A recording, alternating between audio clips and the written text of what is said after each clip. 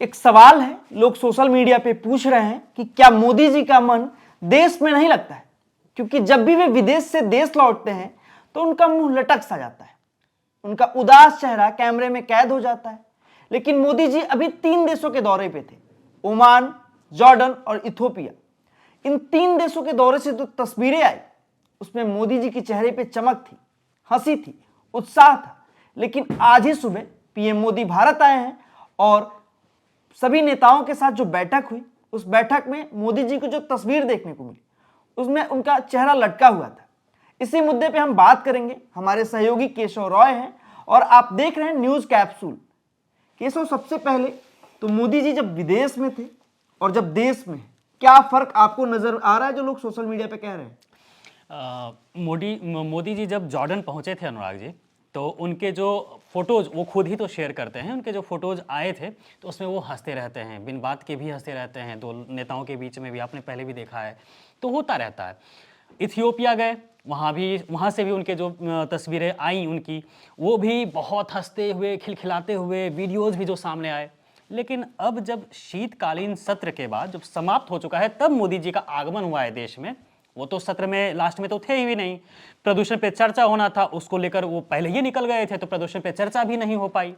तो जब अब आज जब लौटे हैं सुबह में, और शीतकालीन सत्र जो परंपरा है एक तरह से कि कोई किसी भी सत्र के बाद लोकसभा अध्यक्ष के साथ चाय पीते हैं, चाहे कोई भी नेता हो, विपक्ष के नेता हो चाहे या पक्ष के नेता हो, तो उसमें मोदी जी ओम बिरला के बगल में बैठे होते हैं। लेकिन वो एक बार भी जहाँ प्रियंका गांधी हंस रही होती हैं, जहाँ ओम बिरला खुद हंस रहे होते हैं, उस वीडियो में लगभग नेता हंस रहे हैं, लेकिन मोदी जी के मुंह पर थोड़ी भी हंसी का या मुस्कान भी नजर नहीं आया। इसके पीछे एक वजह भी तो हो सकती है कि मोदी जी अपने आप को वैश्विक नेता के तौर पर स्थापित कर रहे हैं, और जब वो भारत में आते हैं तो उनको लगता है कि छोटे नेताओं के साथ हम क्यों उस तरह का व्यवहार करें। तो वैश्विक नेता हैं तो वैश्विक पटल पे उन नेताओं को ज्यादा एंटरटेन करेंगे जिनसे इनकी छवि वैश्विक पटल पे बहुत अच्छी बने। क्या ये एक वजह हो सकती है? देखिए, ये कोई वजह नहीं है। वैश्विक पटल पे आप जाके तो फिर विश्व के ही आप प्रधानमंत्री बन जाए, तो फिर देश के प्रधानमंत्री क्यों हैं? फिर आपको जब देश के नेता जब आपके नज़र में सब छोटे छोटे छुतवैये नेता हैं, तो फिर आप बन जाइए ना, यूनाइटेड नेशंस के हेड बन जाइए, या फिर पूरी दुनिया को एकत्रित कीजिए। और विश्वगुरु तो आप हैं ही, नॉन बायोलॉजिकल हैं ही आप, तो सब कुछ कर सकते हैं। अच्छा, विपक्ष लगातार कहता है केशव कि मोदी जी मुद्दों से भाग जाते हैं, जिम्मेदारी से पल्ला झाड़ लेते हैं। जो देश के जरूरी मुद्दे हैं उन पे बात नहीं होती, चाहे वो आतंकवाद हो, चाहे वो बढ़ता प्रदूषण हो, चाहे वो रुपया का पतला होना हो, चाहे वो इंफ्रास्ट्रक्चर हो, चाहे वो बेरोजगारी हो। इन तमाम मुद्दों से मोदी जी पल्ला झाड़ लेते हैं, लेकिन वो बेवजह के मुद्दों पे बहुत तूल देते हैं। चाहे वो वंदे मातरम हो जाए, चाहे वो नाम हटाना हो किसी का, जैसे कि मनरेगा से महात्मा गांधी का नाम हटाया गया, चाहे वो नेहरू की जिम्मेदारी के नाम पे सिर्फ वो नेहरू को जिम्मेदार मानते हैं। इसको आप कितना सही देखते हैं? तो सही बात है, जो आपने बोला वो सही ही बात है, क्योंकि मैंने नहीं बोला, विपक्ष कह रहा है। हाँ, आपने जो बोला वो विपक्ष नहीं बोला है, मैं बस आपको कोट कर रहा हूं कि आपने जो बोला, जो विपक्ष का कहना है वो कहीं से भी गलत नहीं है। देखिए, शीतकालीन सत्र 18 तारीख तक था, वो 15 तारीख को विदेश यात्रा पर निकल जाते हैं, जब देश में सबसे जो जरूरी मुद्दे हैं वो है प्रदूषण। चर्चा उन्होंने नहीं की। बेरोजगारी चर्चा कब होती है? महंगाई कब होती है चर्चा? सत्र में किसी भी सत्र में बता दीजिए ना, नहीं होती है चर्चा। तो किसी भी सत्र में चर्चा नहीं करते हैं। वो आज की बात नहीं है, पिछले 11-12 सालों से यही हो ही रहा है। तो हो सकता है वो जो इतिहास जो है, बीजेपी को, मोदी सरकार को लगता है कि जो इतिहास है उसको सुदृढ़ करने की जरूरत है। उनको लगता है कि इतिहास की बातें की जाए, वर्तमान में क्यों जाया जाए। इतिहास से उनको वोट मिल जाते हैं, अंधभक्त बन ही जाते हैं, तो वर्तमान में जी के क्या करेंगे? वर्तमान में अडानी जी को अरबली दे रहे हैं, वर्तमान में वो अपने मित्रों को विदेशों में भी कोई भी कुछ भी बिजनेस दिलवा ही देते हैं। जहाँ जाते हैं अडानी को वहाँ पर बिजनेस दिलवा देते हैं। तो भाई, उन्हें जब भूत से उनके दोस्त, उनकी जेब, उनके पार्टी के नेताओं के जेब सब भर ही रहे हैं, तो वर्तमान में चर्चा करने की क्या बात है? क्या करेंगे चर्चा? महंगाई पे करेंगे, खुद घेरे जाएंगे। बेरोजगारी पे करेंगे, खुद घेरे जाएंगे। बेरोजगारी के तो इतने, बेरोजगारी की स्थिति अभी मैं एक चीज में आपको टोकूंगा, उड़ीसा की एक खबर में, हाँ, मैं भी वही बोल रहा था।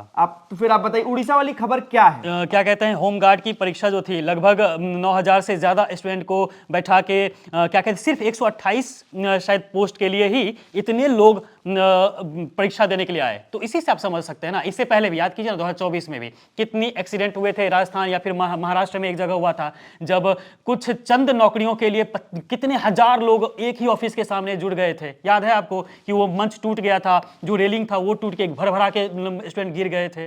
तो ये तो वही तो मेरा कहना बस अनुराग जी ये है कि कोई भी चर्चा करे सिवाय इनके विदेशी यात्राओं पे कितने अच्छे फोटोज आए हैं, इसके अलावा किसी भी मुद्दे पर चर्चा करें खुद फंस जाएंगे, गारंटी देता हूं मैं। एक खबर और भी है कि मोदी जी 3 देशों के दौरा करने के तुरंत आए हैं और नए साल की शुरुआत जो है वो इटली जाएंगे। मेलोनी ने उन्हें न्योता भेजा है और मोदी जी ने हंसते हंसते इस न्योते को स्वीकार किया है और कहा है कि हम जरूर आएंगे। अब इटली जाएंगे, नए साल की शुरुआत पीएम मोदी अपने इटली दौरे से करेंगे। लेकिन ये बीजेपी के लोग नेता विपक्ष राहुल गांधी को खोजते रहते हैं कि राहुल गांधी सदन छोड़कर बीच में कहां चले जाते हैं। कभी भी बीजेपी के लोग या मीडिया ये सवाल नहीं करती कि मोदी जी सत्र छोड़कर विदेश क्यों चले जाते हैं, और जब विदेश में होते हैं तो इतने हतोत्साहित होते, इतने मजे में होते हैं, इतने उत्साहित होते हैं, लेकिन देश में आकर निराश हो जाते हैं, उनका चेहरा लटक जाता है, उदास हो जाते हैं। क्या वजह है इसकी? देखिए, वजह है कि भारत में प्रदूषण, भारत की हवा वो ले नहीं पाते हैं सही से। क्या है ना कि इतना ना AQI बढ़ा दिया है इन लोगों ने कि वो जब उनके अंदर जब जाता है ना तो मशरूम भी पच नहीं पाता है, समझे ना। तो इसलिए मोदी जी विदेश में ज़्यादा खुश रहते हैं। यहाँ पर आते हैं, जो कपड़े पहनेंगे वाइट कलर के कपड़े पहनेंगे, प्रदूषण में घूमेंगे, खराब नहीं हो जाएगा, फोटो अच्छा कैसे आएगा फिर। तो आप बोल रहे हैं कि विदेश में ही तो खुश रहेंगे वो।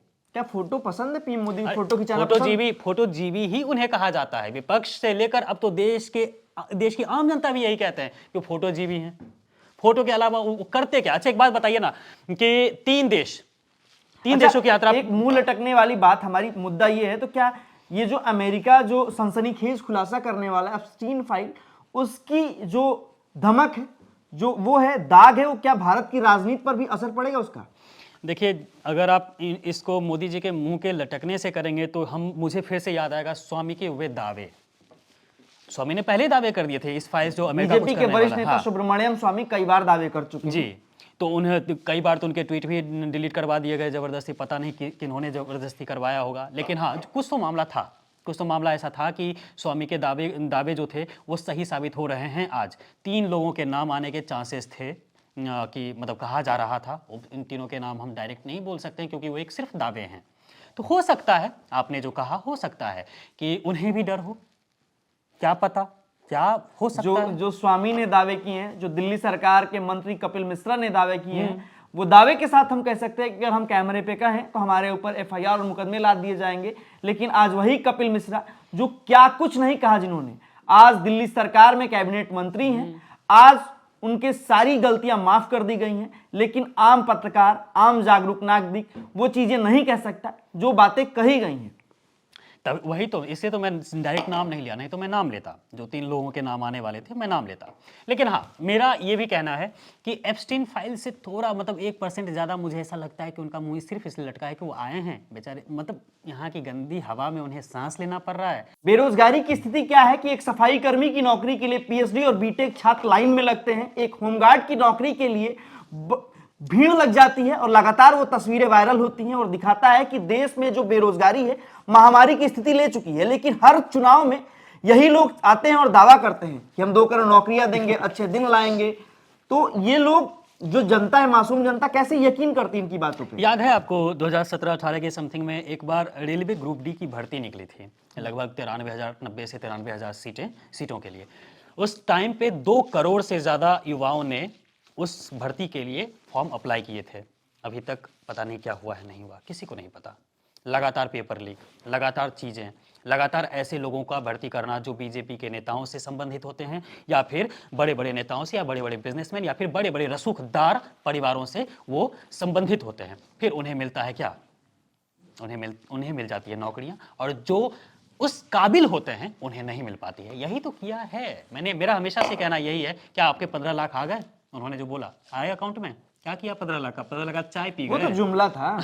लेकिन तो क्या आपको क्या लगता है कि मोदी जी क्या आपसे वादा कर रहे होते हैं? तो आप बहुत बड़े वाले मूर्ख हैं। फिर मैं आपको मतलब देश की जनता को ही कह रहा हूं, अगर आपको लगता है कि मोदी जी ने आपसे वादा किया था 10,000 का, मांग तो लिया फिर से बिहार में। हाँ, बिल्कुल बिहार। लेकिन ये जो सवाल था जिस पे हम डिबेट कर रहे थे कि मोदी जी का मुंह देश में आकर लटक सा गया है, उस पे थोड़ा थोड़ा बताइए, फिर इसको खत्म करते हैं चर्चा को। देखिए मेरा सिंपल सा कहना है, मोदी जी का मुंह लटकता है प्रदूषण से, मोदी जी का मुंह लटकता है विदेश से उन्हें आना पड़ जाता है, विदेश चले तो जाते हैं लेकिन आना भी पड़ता है, मजबूरी है। अब आप कहेंगे कि देश की जनता ने उन्हें चुना है, देश की जनता ने उन्हें जिस चीज के लिए चुना उस चीज के लिए तो उन्होंने कभी स्टैंड नहीं लिया, एक भी चीज के लिए स्टैंड नहीं लिया। प्रदूषण को लेकर ये बोलते हैं कि दिल्ली की याद है कि दिल्ली चुनाव से कुछ दिन पहले ही केजरीवाल सरकार को वो घेर रहे होते हैं कि क्या हाल कर दिया है दिल्ली का। तो अभी क्या हाल है, बहुत जन्नत बन गया है क्या, स्वर्ग बन गया है? ये मुझे बता दीजिए ना। स्वर्ग ऐसा है कि बताइए दिल्ली में आखिरी 50 AQI के नीचे कब सांस लिया होगा आदमी ने?